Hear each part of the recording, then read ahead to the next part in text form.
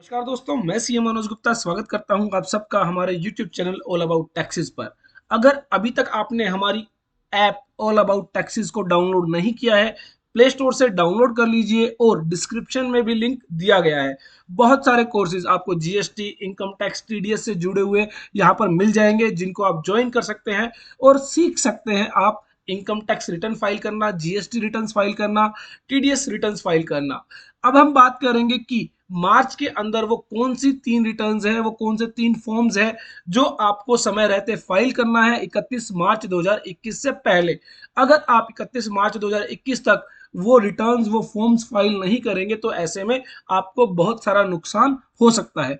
इसमें सबसे पहले बात आती है जीएसटीआर 9, जीएसटीआर 9C की। तो जीएसटी एनुअल रिटर्न और GST reconciliation statement in form GSTR 9C वो आपको फाइल करनी है 31 मार्च 2021 तक। तो जिन लोगों ने भी अभी तक अपनी GST annual return in the form GSTR 9 and reconciliation statement in the form GSTR 9C file नहीं की है, तो ऐसे में 31 मार्च 2021 से पहले वो अपने रिटर्न्स को, अपने फॉर्म्स को फाइल कर दे। पहले यह ड्यू डेट 28 फरवरी थी, लेकिन इसको एक्सटेंड कर दिया गया था 31 मार्च 2021 तक के लिए। उसके बाद बात आती है इनकम टैक्स रिटर्न की। जी हाँ, अगर आपने अभी तक अपनी इनकम टैक्स रिटर्न फाइल नहीं की है for the assessment year 2020-21, that means financial year 2019-20 के लिए अगर अभी तक आपने अपनी इनकम टैक्स रिटर्न फाइल नहीं की है, तो ऐसे में section 139 of income tax act sub section 4 ये बताता है कि वो रिटर्न जो है आप फाइल कर सकते हैं ऑन और before the end of the relevant assessment year. तो यहां पर हमारा रेलिवेंट असेसमेंट ईयर, जो कि असेसमेंट ईयर 2020-21 है, वो एंड हो रहा है 31 मार्च 2021 को। तो 31 मार्च 2021 से पहले आप अपनी आईटीआर फाइल कर दे अगर आपने अभी तक अपनी आईटीआर फाइल नहीं की है, क्योंकि आपको पेनल्टी देनी होगी 1,000 रुपए और 10,000 रुपए की पेनल्टी आपके केस में एप्लीकेबल होगी। अगर आपकी टोटल इनकम 5 लाख रुपए तक है तो ऐसे में 1,000 रुपए की पेनल्टी होगी। अगर टोटल इनकम 5 लाख रुपए से ज्यादा है तो ऐसे में 10,000 रुपए तक की पेनल्टी आपको पे करनी होगी। और ध्यान रखें, 31 मार्च 2021 के बाद आप असेसमेंट ईयर 2020-21, फाइनेंशियल ईयर 2019-20 की रिटर्न फाइल नहीं कर पाएंगे। तो मेक श्योर अगर आपने अभी तक रिटर्न फाइल नहीं की है तो 31 मार्च 2021 से पहले आप अपनी रिटर्न फाइल कर दें। उसके बाद बात आती है उन लोगों की जिन्होंने कंपोजिशन स्कीम को ऑप्ट करना चाहते हैं जो लोग, तो ऐसे में फॉर्म जीएसटी सीएमपी 02 उन लोगों को फाइल करना होता है जो लोग कंपोजिशन स्कीम में जाना चाहते हैं।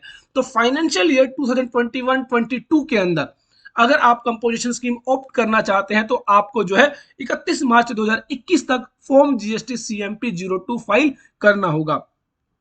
Any registered person who opts to pay tax under section 10, जो भी व्यक्ति सेक्शन 10 के तहत टैक्स पे करना चाहता है और वो जीएसटी में already as a regular taxpayer register है, तो ऐसे में उसको इंटीमेट करना होगा इन फॉर्म जीएसटी सीएमपी 02, जो कि ड्यूली साइंड और verified through electronic verification code on the common portal file किया जाएगा। और फाइल करना है prior to the commencement of the financial year for which the option to pay tax under the aforesaid section is exercise. तो आपको जो है financial year commence होने से पहले यह फॉर्म फाइल करना होगा। तो 1 अप्रैल 2021 से हमारा नया फाइनेंशियल ईयर स्टार्ट होगा, उससे पहले आपको फॉर्म जीएसटी सीएमपी 02 फाइल करना होगा। तो जो भी लोग कंपोजिशन स्कीम को ऑप्ट करना चाहते हैं वो 31 मार्च 2021 से पहले मेक श्योर अपना फॉर्म जीएसटी सीएमपी 02 फाइल कर दे। तो आज की हमारी इस वीडियो में हमने बात की सबसे पहले जीएसटीआर 9 की, जो 31 मार्च 2021 तक आपको फाइल करनी है। उसके बाद बात की इनकम टैक्स रिटर्न्स की, जो अभी तक अगर आपने फाइल नहीं की है तो 31 मार्च 2021 तक आप फाइल कर सकते हैं। और लास्ट हमने बात की फॉर्म जीएसटी सीएमपी 02 की, जो अगर आप कंपोजिशन स्कीम को ऑप्ट करना चाहते हैं तो आप जो है 31 मार्च 2021 तक फाइल कर सकते हैं। तो आई होप हमारी यह वीडियो आपके लिए यूजफुल होगी। और अगर आप इन सभी नोटिफिकेशंस को डाउनलोड करना चाहते हैं तो ऐसे में आप हमारी ऐप को डाउनलोड करें, चैट सेक्शन के अंदर आप हमें रिक्वेस्ट करें और आपको जो है वो नोटिफिकेशंस प्रोवाइड कर दी जाएंगी।